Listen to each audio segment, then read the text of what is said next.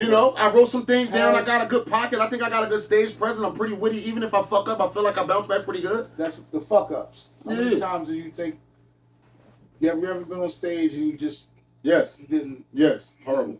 Horrible? Yeah. Okay. Yeah. Because we don't see that backside of you. Nah. We don't see the mess ups. Them niggas saw it that night. Them niggas saw it that night. To them, I'm probably the least funniest nigga I ever seen in my life. Yeah. All right, so let me ask you a question. I learned something that night. I was going to ask you that. So what that happens? Yeah. Because a lot of I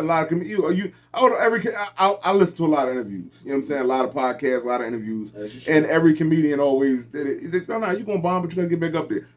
From your standpoint, after that happens, that night you go up, nothing hits. You keep trying, you keep punching, but nothing hit. Do you try to rework that same material to work for again, or do you just scrap that whole 5-10 minutes? And you know what I mean, like, what's the process? That's a good question. Or do it again, like you got to. That's what I'm saying. Like, do the same I got that's what other show. Not the same shit, but try to tweak it to try to make it funnier, or do you just scrap that entire act? Well, the thing about that room specifically, it was a specific room. The reason there was a reason that it was something I didn't identify in the room to where as though I bombed. Right now, that's probably a major thing too. You got to know the audience. Set specifically, I brought out because I got hired. I knew it worked already. Right. So I knew it was the way that so I didn't look at it like my jokes ain't work. I looked at it like I didn't deliver them bitches right. Right. So it ain't really had nothing because that set already had worked for me. All right, boom. All right, cool. So it wasn't a new set then. No. It was, all right, cool. No. Right. It just didn't work in that room. Right. Now, what I found out later on was I was in a banquet hall. Comedians will tell you banquet halls is the worst because they don't know how to put the sound up. Right. So what had happened was, now me, I'm a rookie in the game. I ain't know. And the only person that figured it out that night, they had a BT comedian on there, the nigga Walton, he kind of slow, light-skinned boy that be on me. He came on right after me. And, so it was a good set, but he bombed. Right. But I'm going to tell you why. So stage right here, right? Yeah. This is the stage.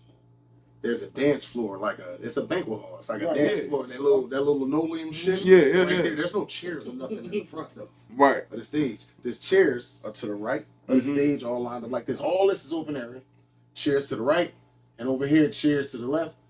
Straight back is the bar, and over to the left of the stage, all the way over there, that was like where the food. Right. Mm-hmm. If you're facing the stage right now, to the right, speaker set up right here. Mm-hmm. There's no speakers down here. They can hear you. So it's rowdy down here whole time. So when you're I made the mistake of working the whole room. Right. Over there, they talking amongst themselves. I'm trying to get them engaged. When they can't hear me. Right. So me trying to talk to them, they're like, nigga, what? Like, they ain't even get the cadence. Mm-hmm. Now I got the back to the people that can hear me. Mm-hmm. And when I get over here, it's just not connected. Now, the last comedian that night only stayed over here. Nigga had the place roaring on this side. Mm-hmm. Right. Them niggas was just eating over there and migrating like you ain't even want to see the show. They didn't give a fuck. Mm-hmm. He didn't give a fuck. He only talked to them, had them ruling. So, but it was a lesson learned. Mm-hmm. Not pay attention to where the system at. Like that. You feel me? I had a moment like that. He got on me. He told me I needed to learn how to work through those moments. Yeah. So you live and you learn, man. And I don't put no pressure on myself like that in a way where it's like, oh, if I love this shit, I love this shit. You gotta get better at this shit. I'm not acting like I know shit. I'm going fuck up. I'm looking forward to the failure. You gotta take it serious. Once you start taking it serious in what you're doing and creating, whatever you create. Let me ask you a question, Bob. When did you start taking it serious?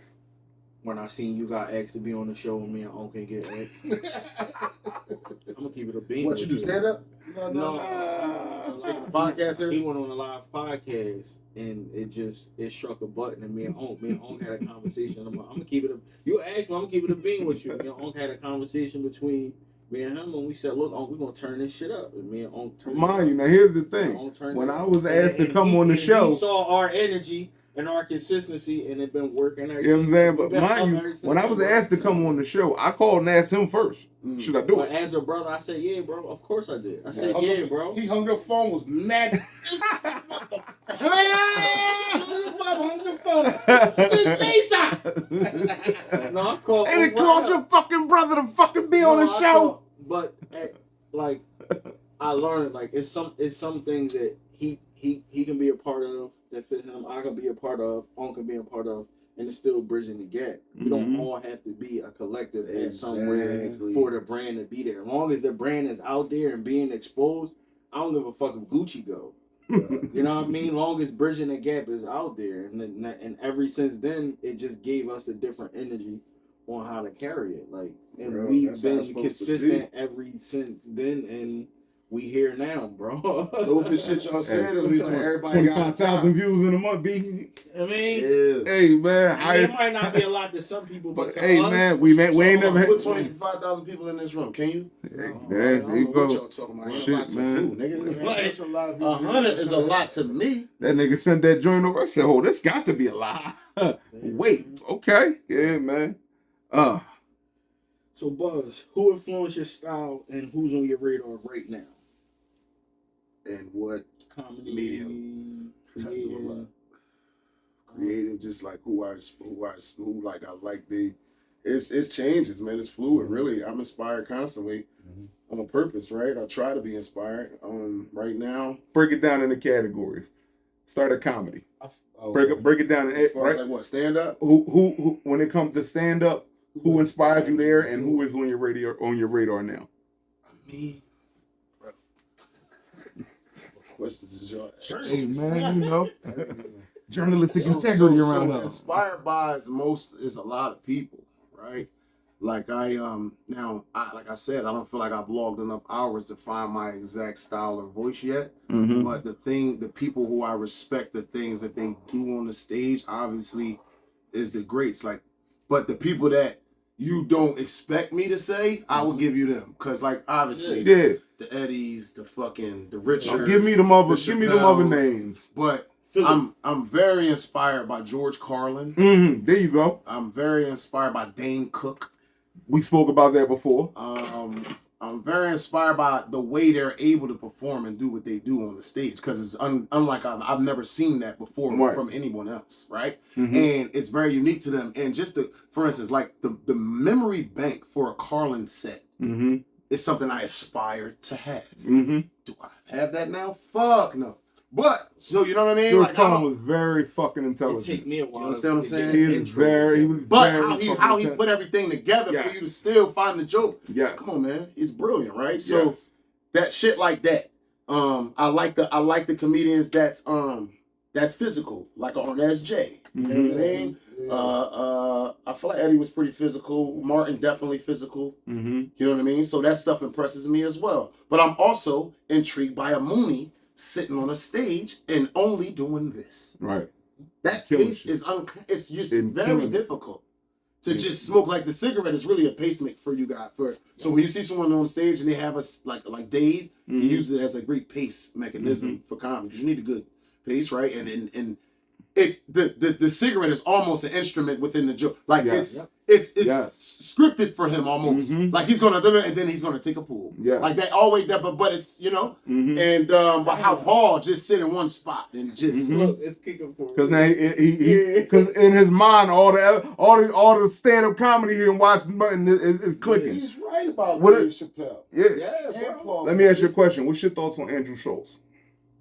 I mean, love Schultz. He's dope. Schultz is dope.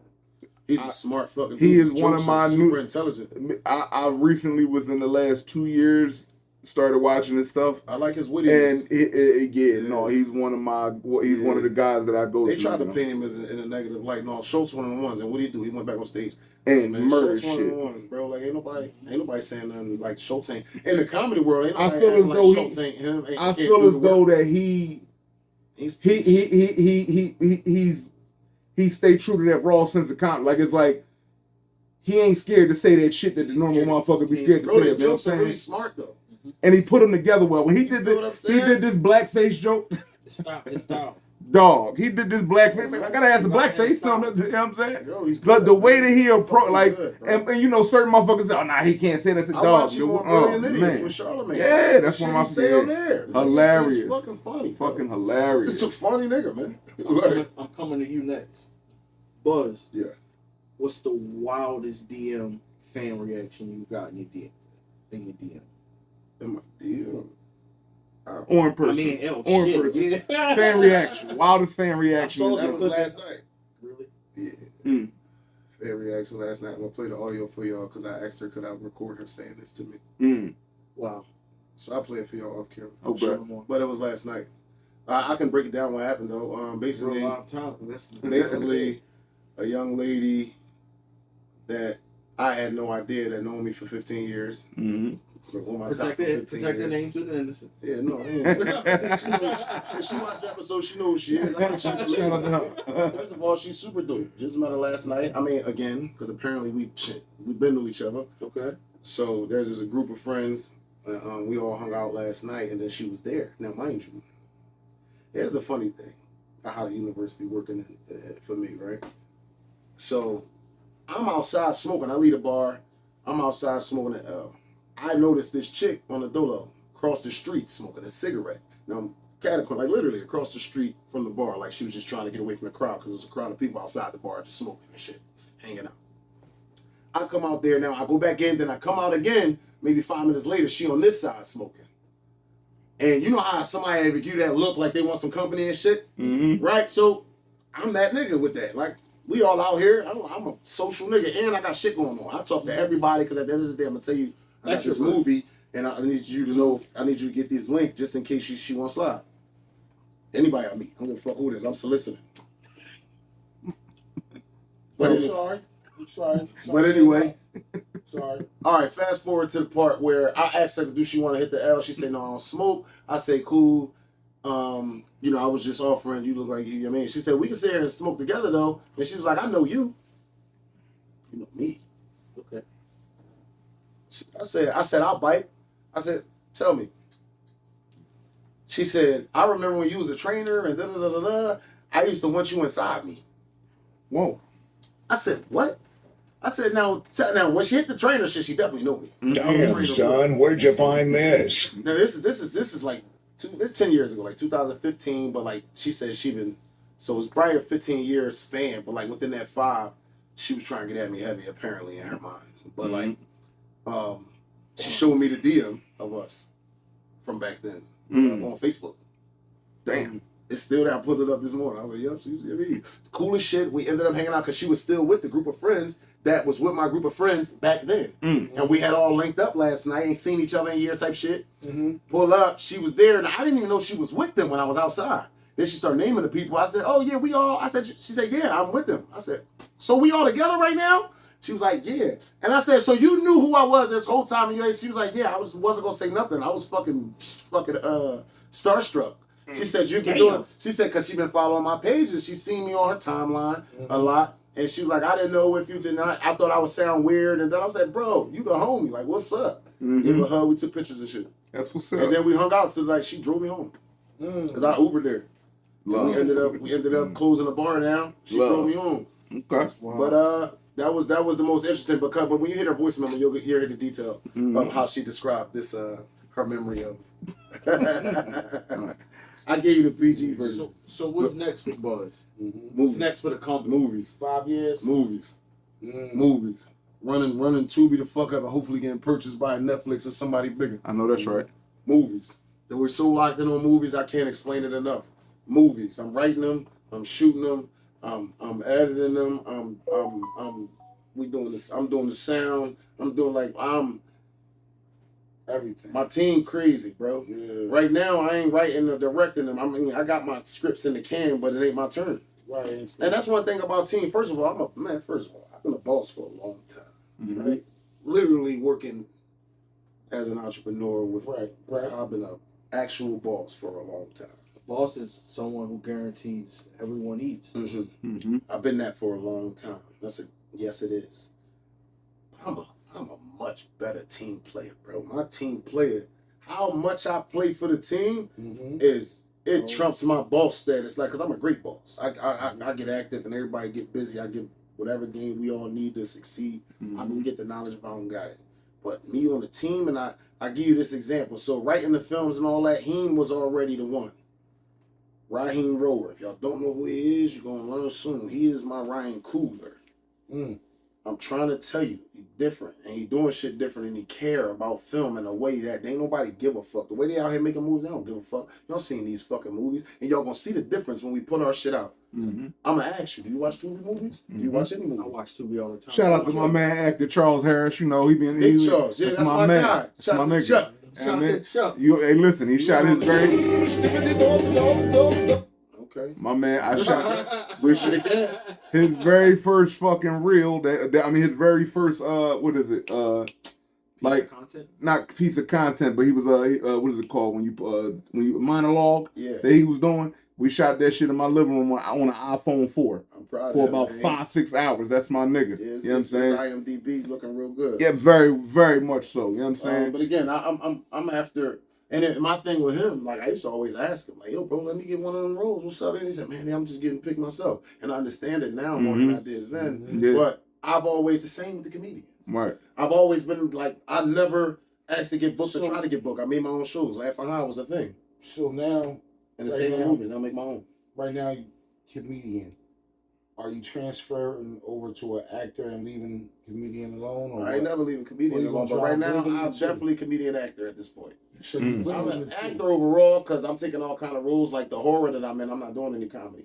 Right. Okay. That's not a comedic role. Let me ask you a question: stand up or acting? Which one is harder? Harder. Stand up. Stand up. Yeah. Why? Because it's just you and the audience. Right.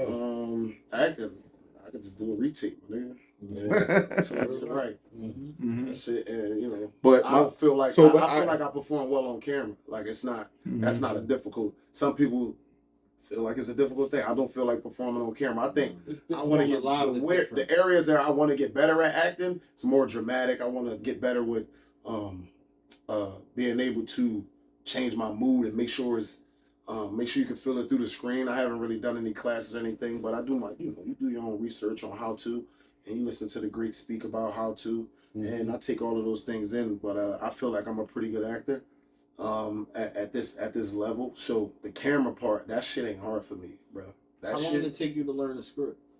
Like a basic script? I'll tell you a trick to scripts too. I'll tell you a trick to scripts. Now, it's just, now, what do you are you just you in the movie, or you do have a script to be like a character? No, he's a character. It's always his character. Is it you in the movie? Is it the real you? Right now, my favorite character that I have played. Well, The Rush is coming out. I gotta watch it on the big screen and see how I feel about my performance. Now I've seen the movie about 10 times already. Right. But like to watch it and watch it with the audience is a different feeling.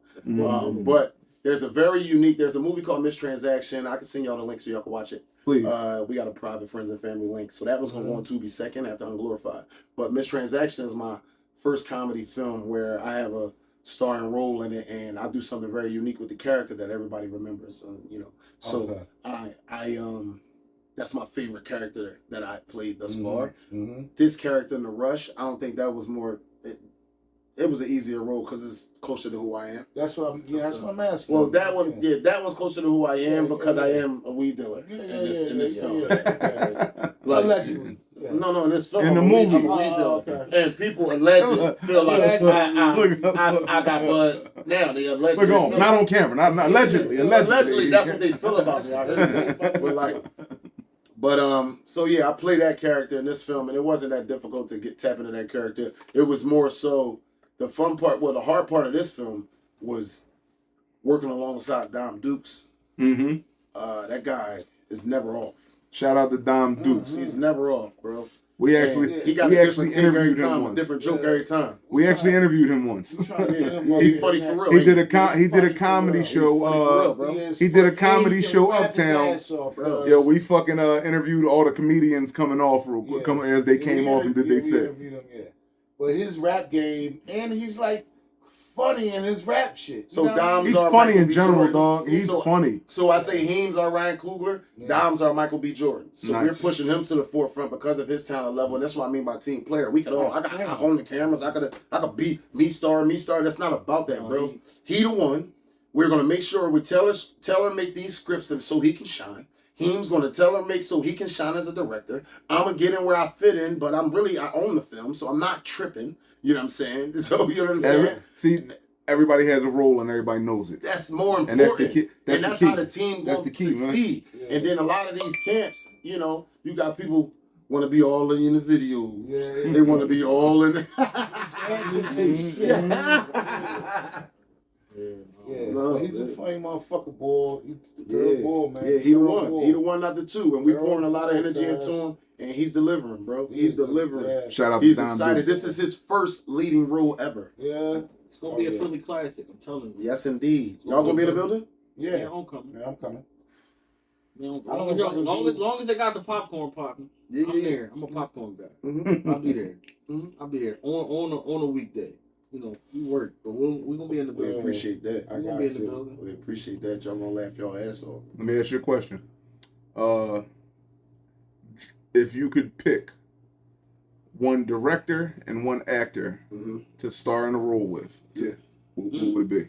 All right. The director I'm choosing is Ryan Coogler, and the actor I'm choosing is Raheem Rower. I knew you was gonna say that. Raheem. You Now, kept saying- as an actor, we also pushing him to the forefront as like getting other roles outside of his film, Mm-hmm. outside of his own films, because he the best actor I know. Mm. So now Dom's the best talent I know Yeah. Right. as far as like He does entertainment, everything. He Yeah. does everything. everything. You put him on screen, you gonna win. I'm about to get a cramp. I feel it. Yeah. He does everything. Let me pull this leg up. I'm about to get a cramp. That shit he did with Playing statues. the basketball is crazy. game, y'all. Ain't got to tell me. I threw my hip out just trying to get out of bed. But yeah, so Heem would be the actor I would like to work alongside, and Ryan Coogler because he the greatest to ever do it. And what type of movie would this be? Good question. I would go like thriller, not even action, like maybe thriller drama, like think of what's the shit with Edward Norton and Richard Gere.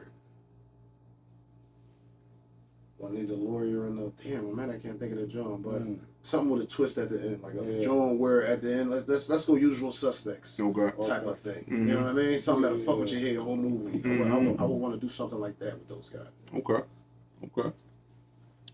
Where do you see the company, your production company, in the next 5 years?